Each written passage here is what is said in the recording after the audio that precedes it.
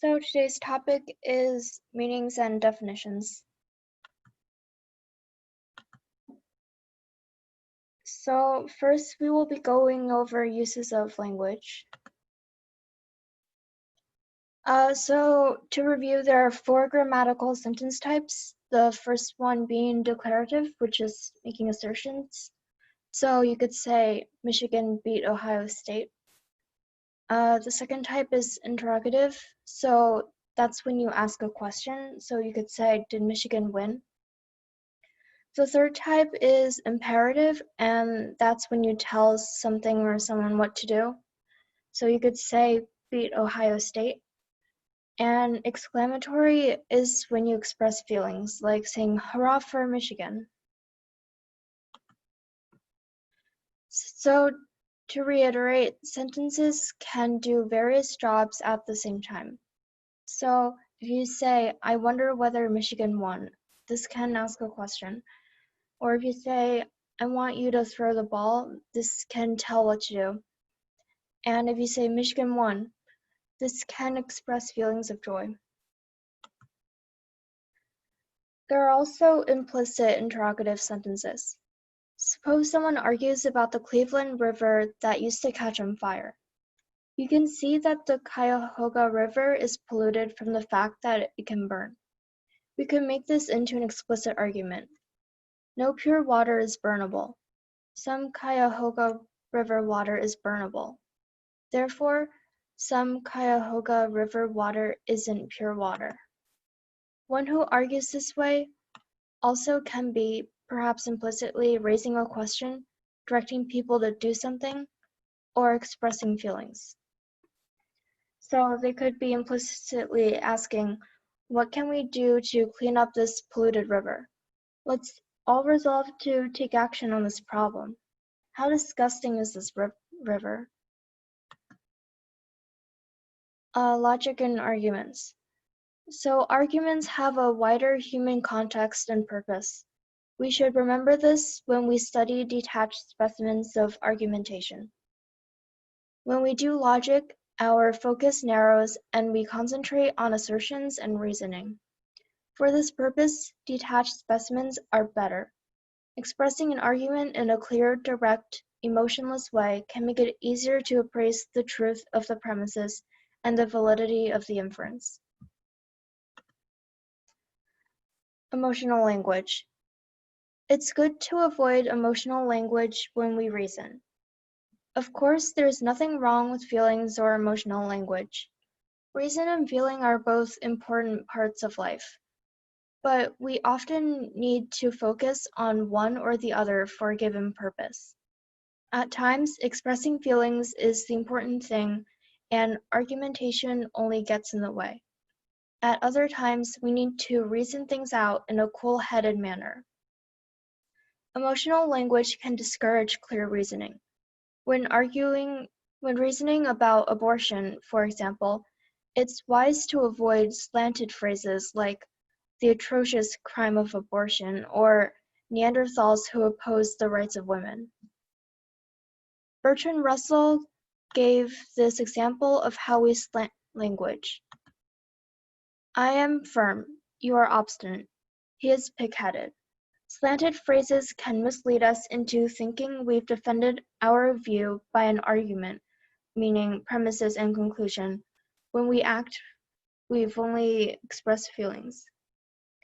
Careful thinkers try to avoid emotional terms when forming arguments. Derek, abortion is when someone decides to terminate a pregnancy. Lexical definitions. Learn how to form and identify them.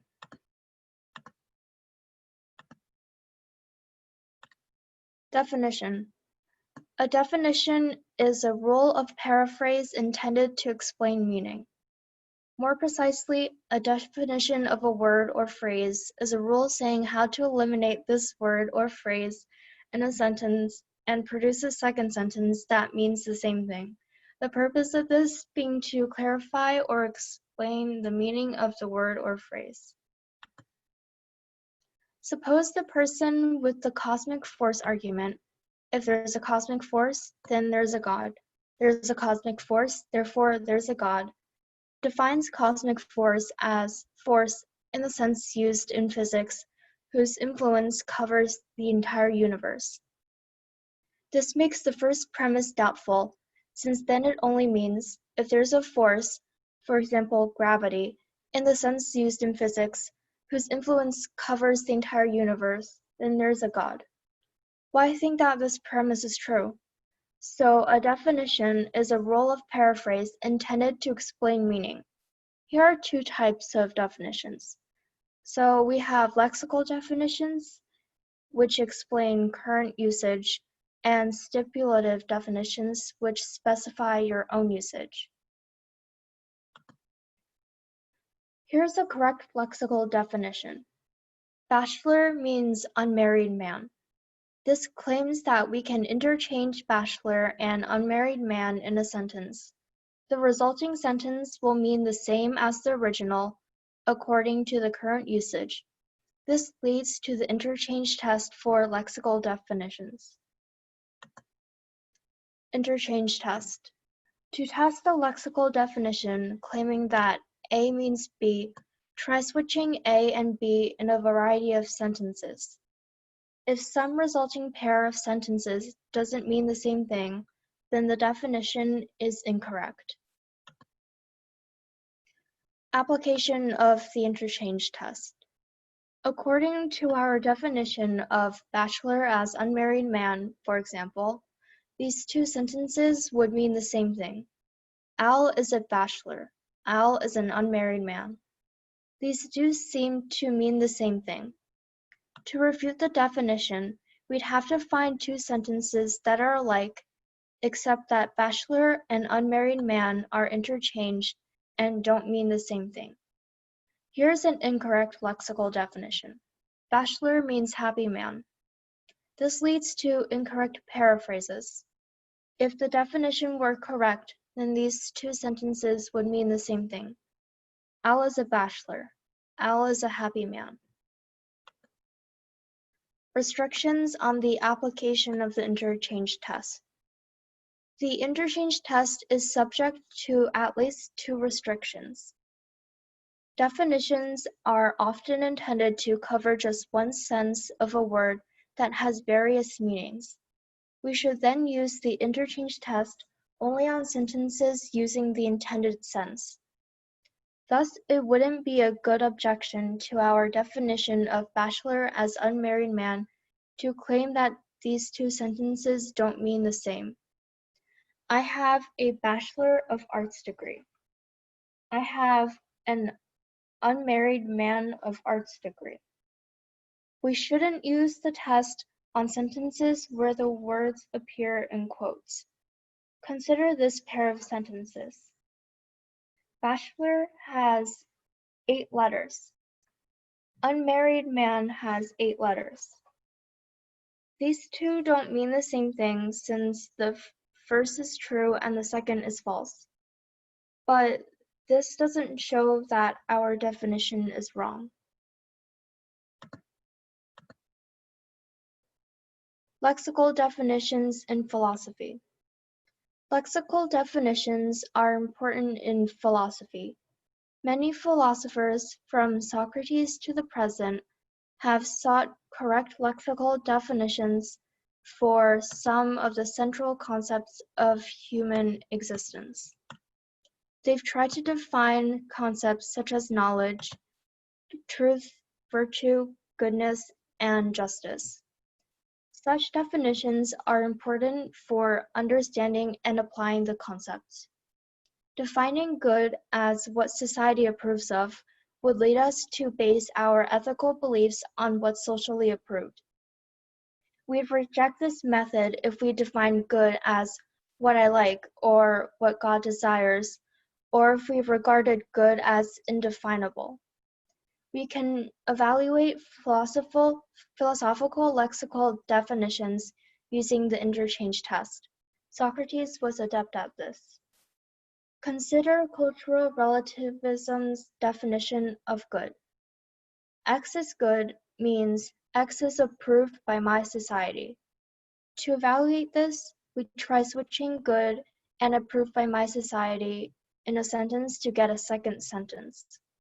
Here's such a pair of sentences. Slavery is good. Slavery is approved by my society. Then we'd see if the two sentences mean the same thing. Here they clearly don't, since it's consistent to affirm one but deny the other. Those who disagree with the norms of their society often say things like, slavery is approved by my society, but it's not good. Given this, we can argue against cultural relativism's definition of good as follows. If cultural relativism's definition is correct, then these two sentences mean the same thing. They don't mean the same thing. Therefore, cultural relativism's definition is not correct. To counter this, the cultural relativist would have to claim that the sentences do mean the same thing. But this claim is implausible. 5 rules for good lexical definitions. A good lexical definition is neither too broad or too narrow. Defining bachelor as man is too broad, since some men aren't bachelors. And defining bachelor as unmarried male astronaut is too narrow, since some bachelors aren't astronauts. A good lexical definition avoids circularity and poorly understood terms. Defining true as known to be true is circular, since it defines true using true. And defining good as having positive arithmetic value uses poorly understood terms, since arithmetic is less clear than good. A good lexical definition matches in vagueness the term defined. Defining bachelor as unmarried male over 18 years old is overly precise. Bachelor is vague since the exact age that the term begins to apply is unclear on semantic grounds. So over 18 is too precise to define bachelor. Man or adult are better, since these match bachelor fairly well in vagueness. 4. A good lexical definition matches, as far as possible, the emotional tone, positive, negative, or neutral, of the term defined. It won't do to define bachelor as fortunate man who never married or unfortunate man who never married. These have positive and negative emotional slants. The original term bachelor is fairly neutral. 5. A good lexical definition includes only properties essential to the term. Suppose all bachelors live on the planet Earth. Even so, living on planet Earth isn't a property essential to the term bachelor, since we could imagine a bachelor who lives on the moon. So it's wrong to include living on planet Earth in the definition of bachelor. Stipulative definitions, specifying your own usage of terms. Stipulative definition. A stipulative definition specifies how you're going to use a term. Since your usage may be a new one, it's unfair to criticize a stipulative definition for clashing with conventional usage. Stipulative definitions should be judged, but not as correct or incorrect, but rather as useful or useless. This course has many stipulative definitions. I continually define terms like logic, argument, valid, woof, and so forth. These definitions specify the meaning I'm going to use for these terms, which sometimes is close to their standard meaning. The definitions create a technical vocabulary. Clarifying definition. A clarifying definition is one that stipulates a clearer meaning for a vague term. For example, a scientist might stipulate a technical sense of pure water in terms of bacterial level. This technical sense, while related to the normal one, is more scientifically precise. Likewise, courts might stipulate a more precise definition of death to resolve certain legal disputes. The definition might be chosen on moral and legal grounds to clarify the law. Stipulative terms in philosophy. Philosophers often use stipulative definitions. They may say, "Here I'll use rational to mean always adopting the means believed necessary to achieve one's goals." This signals that the author will use rational to abbreviate a certain longer phrase. It doesn't claim that this exactly matches the term's ordinary meaning. Others may use rational in different senses, such as logically consistent, emotionless, or forming beliefs solely by the methods of science. These thinkers needn't be disagreeing. They may just specify their technical vocabulary differently.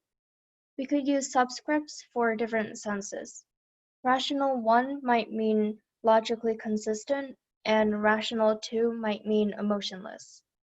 Don't be misled into thinking that because being rational in one sense is desirable, therefore being rational in another sense must also be desirable. Rules for stipulative definitions. Stipulative definitions, while they needn't accord with current usage, should use clear terms that the parties involved will understand, avoid circularity, let us paraphrase out the defined term, accord with how the person giving it will use the term, and aid our understanding and discussion of the subject matter. What can stipulative definitions do? A stipulative definition is a device for abbreviating language. Our first lesson started with a stipulative definition. Logic is the analysis and appraisal of arguments.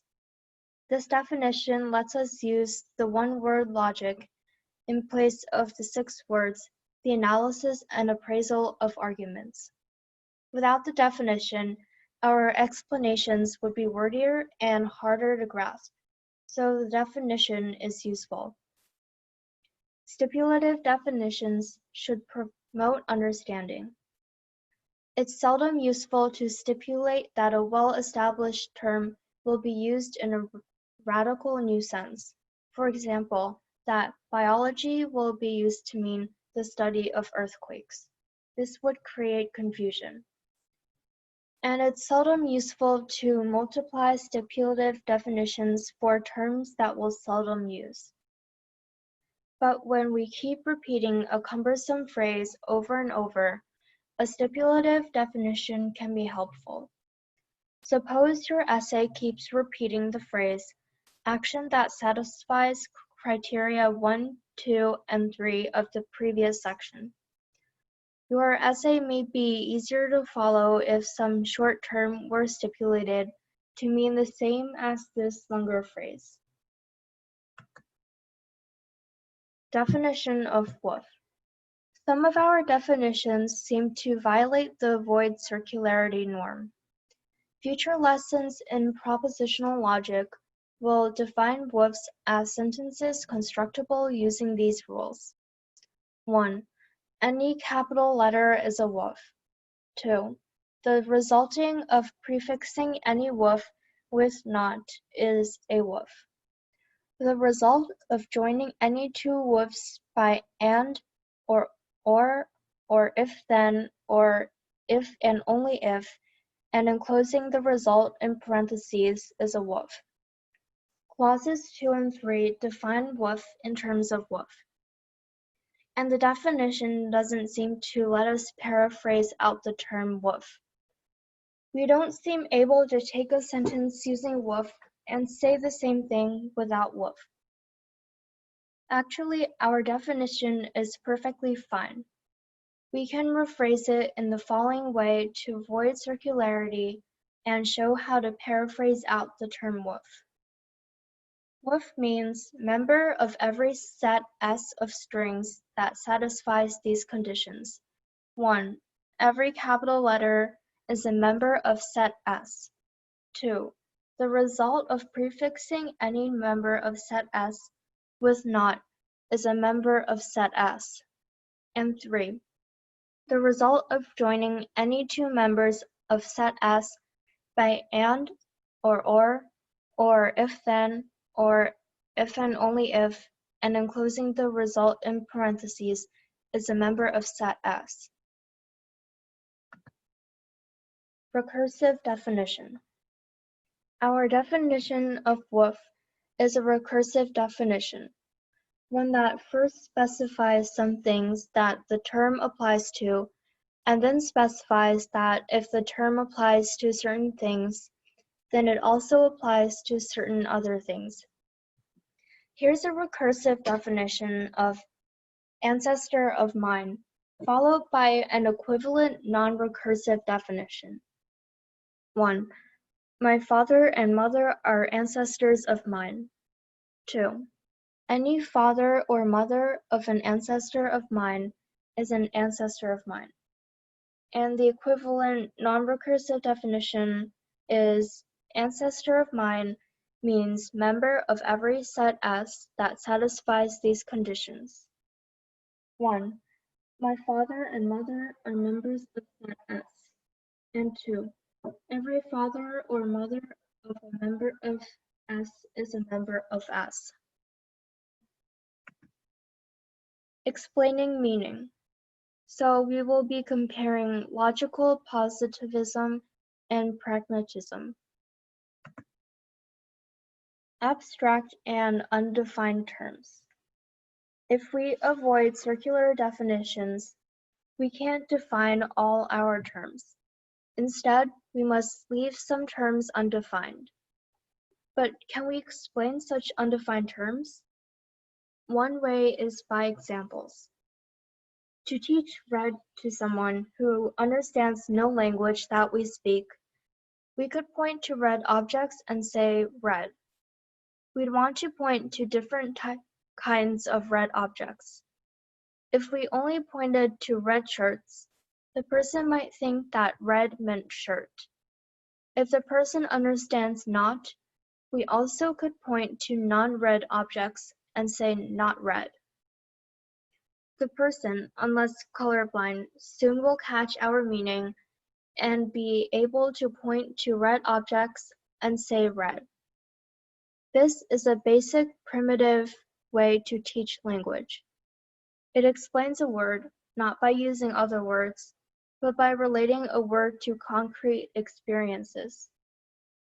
We sometimes point to examples through words. We might explain plaid to a child by saying, "It's a color pattern like that of your brother's shirt." We might explain love through examples. Love is getting up to cook a sick person's breakfast instead of staying in bed, encouraging someone instead of complaining, and listening to other people instead of telling them how great you are. It's often helpful to combine a definition with examples, so the two reinforce each other. So lesson 1 defined argument, and then we gave examples. In abstract discussions, people sometimes use words so differently that they communicate poorly and almost seem to speak different languages. Asking for definitions may then lead to the frustration of having one term you don't understand being defined using other terms you don't understand. It may be more helpful to ask for examples. Give me examples of an analytic statement or of a deconstruction. Asking for examples may bring a bewilderingly abstract discussion back down to earth and mutual understanding. Logical positivists and pragmatists. Logical positivists and pragmatists gave other ways to clarify statements. Positivists propose that we explain a statement's meaning by specifying which experiences would show the statement to be true or to be false. Such operational definitions connect meaning to an experimental test. To say that rock A is harder than rock B means that A would scratch B, but B wouldn't scratch A. To say that the string is 1 meter long means that if you stretch it over the standard meter stick, then the ends of both will coincide. To say that this person has an IQ of 100 means that the person would get an average score on a standard IQ test. Such definitions are important in science. Logical positivists like A.J. Ayer appeal to the verifiability criterion of meaning as the cornerstone of their philosophy. We can formulate their principle to be applied only to statements not true by definition as follows. Logical positivism, or LP. To help us find a statement's meaning, ask, how could the truth or falsity of the statement in principle be discovered by conceivable observable tests? If there's no way to test the statement, then it has no meaning. It makes no assertion that it could be true or false. If the tests are given, they specify the meaning. LP. There are problems with taking LP to be literally true. LP says any untestable statement is without meaning. But LP itself is untestable. Hence, LP is without meaning on its own terms. It's self-refuting. For this reason and others, few hold this view anymore, even though it was popular decades ago. Still, the LP way to clarify statements can sometimes be useful. Consider this claim of Thales, the ancient Greek alleged to be the first philosopher. Water is the primal stuff of reality. The meaning here is unclear. We might ask Thales for a definition of primal stuff. This would clarify the claim. Or we might follow LP and ask, how could we test whether your claim is correct? Suppose Thales says the following, giving us an operational definition. Try giving living things no water. If they die, then this proves my claim. If they live, then this refutes my claim. We then understand Thales to be claiming that water is needed for life. Or suppose Thales replies this way. Let scientists work on the task of transforming each kind of matter, gold, rock, air, and so on, into water, and water back into each kind of matter. If they eventually succeed, then that proves my claim. Again, this would help us understand the claim. But suppose Thales says, no conceivable experimental test could show my claim to be true or show it to be false. The positivist would immediately conclude that Thales' claim is meaningless, that it makes no factual assertion that could be true or false. We non-positivists needn't draw this conclusion so quickly, but we may remain suspicious of Thales' claim and wonder what he's getting at. LP demands that a statement in principle be able to be tested. Consider there are mountains on the other side of the moon. When the positivists wrote, rockets were less advanced and the statement couldn't be tested. But that didn't matter to its meaningfulness, since we could describe what a test would be like. That this claim was untestable in principle was enough to make it meaningful. LP hides an ambiguity when it speaks of conceivable observable tests. Observable by whom? Is it enough that one person can make the observation? Or does it have to be publicly observable?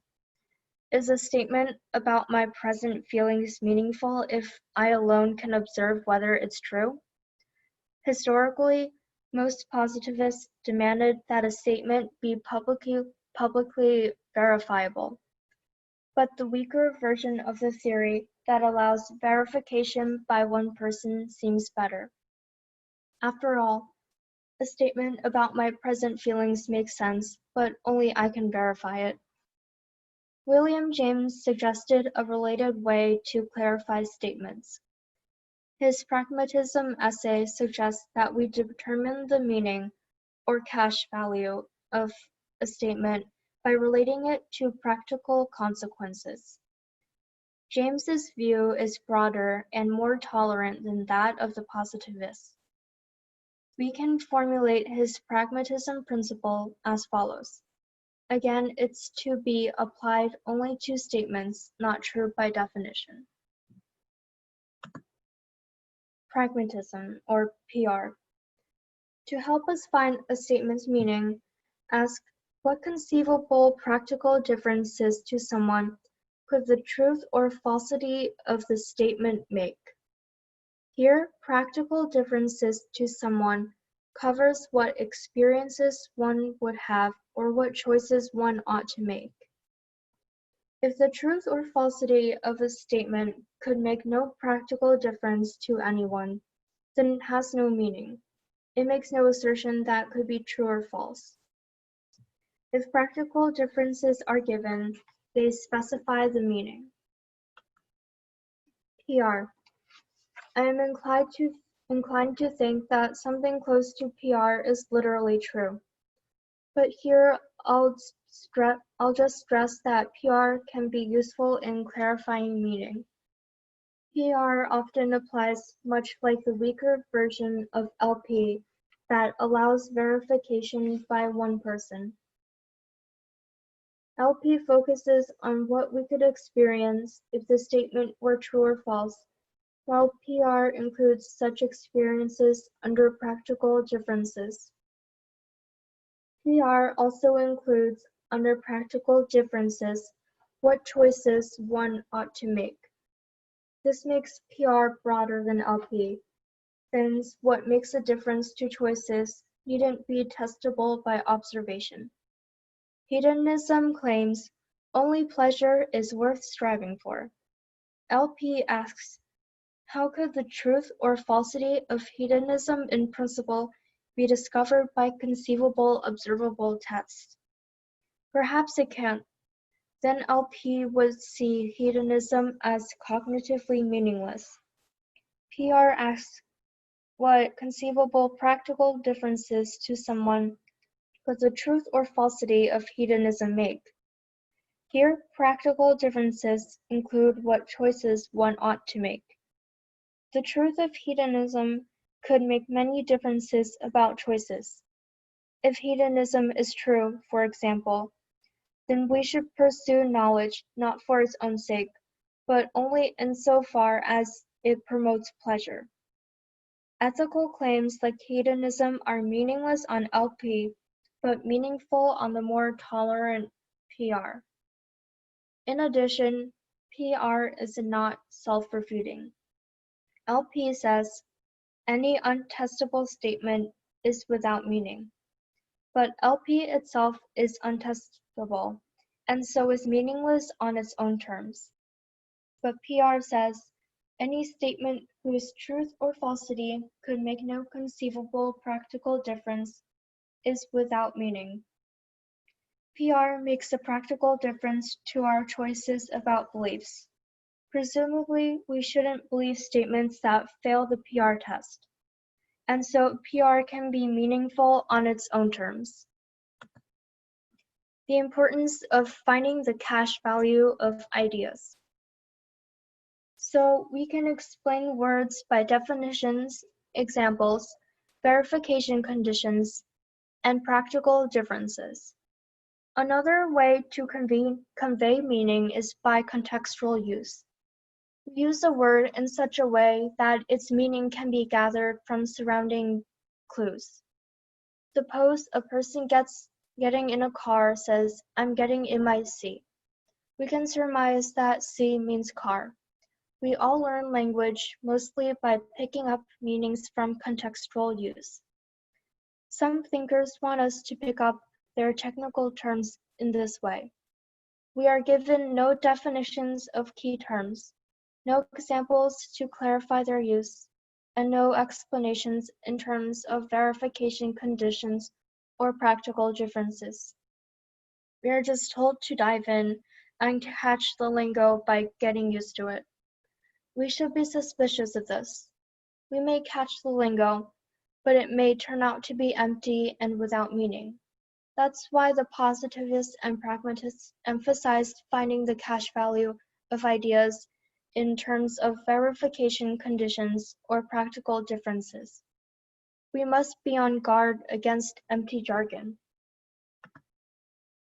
So that concludes the lesson, and for homework, a worksheet with 20 questions will be posted on our Google Classroom. Please complete it before next week's class. And in addition, if you have not handed in the worksheet from week 3 or the quiz on syllogisms, please hand that in by today. Thank you for coming to our lesson. Bye.